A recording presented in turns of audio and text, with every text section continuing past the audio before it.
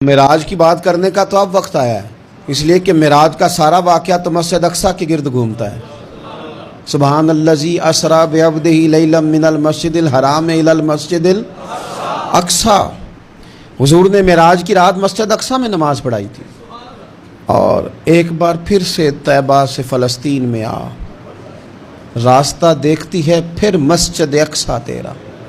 ایک بار حضور گئے تھے مکے سے مسجد اقصیٰ، اور پھر حضور فرماتے ہیں جب میں واپس گیا نا تو کفار نے جو کہ مسجد اقصیٰ دیکھی ہوئی تھی تو مجھ سے پوچھنا شروع کر دیا کہ مسجد اقصیٰ کی کھڑکیاں کتنی ہیں، دروازے کتنے ہیں، پلر کتنے ہیں۔ جب انہوں نے سوال جواب کیے تو حضور فرماتے ہیں کہ رب کریم نے مسجد اقصیٰ کو اٹھا کے میرے سامنے رکھ دیا۔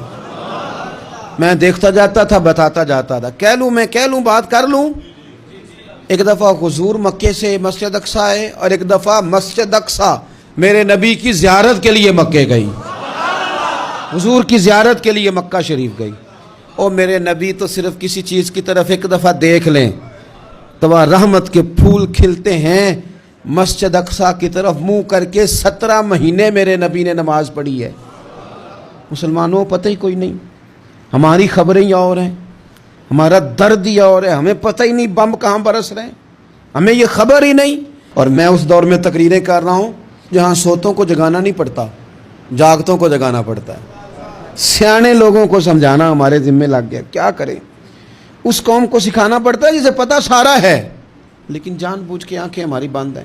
یہ مولوی کو بات کرتا تو لوگ کہتے دیکھو مولوی گالی دیتا ہے، لیکن اگر قائد اعظم محمد علی جناح کہے کہ اسرائیل امریکہ کی ناجائز اولاد ہے تو پھر تو تمہیں ہضم کر لینا چاہیے نا، پھر تو لیبرل کو بھی ہضم ہونا چاہیے نا کہ قائد اعظم نے کہا ہے، اور اس ناجائز بچے کو تم نے اتنی طاقتیں دے دی کہ وہ مسلمانوں کے قبلہ اول میں نماز پڑھنے والوں کو بھی نہ بخشے۔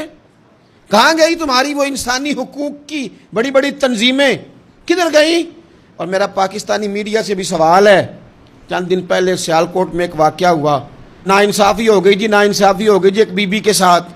ہر بندے نے شور مچایا، بڑے بڑے طوفان اٹھتے ہیں، کیوں ہوا جی کیوں ہوا؟ مسجد اقصیٰ کی توہین ہو گئی تو پھر طوفان کیوں نہیں اٹھا؟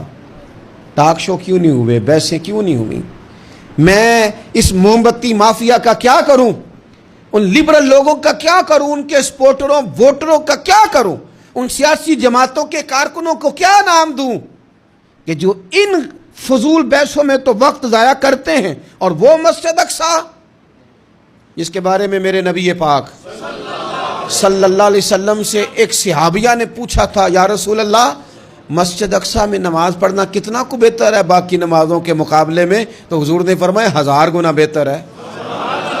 بی بی عرض کرنے لگی، سونیا میں جا تو نہیں سکتی، دل بڑا کرتا ہے۔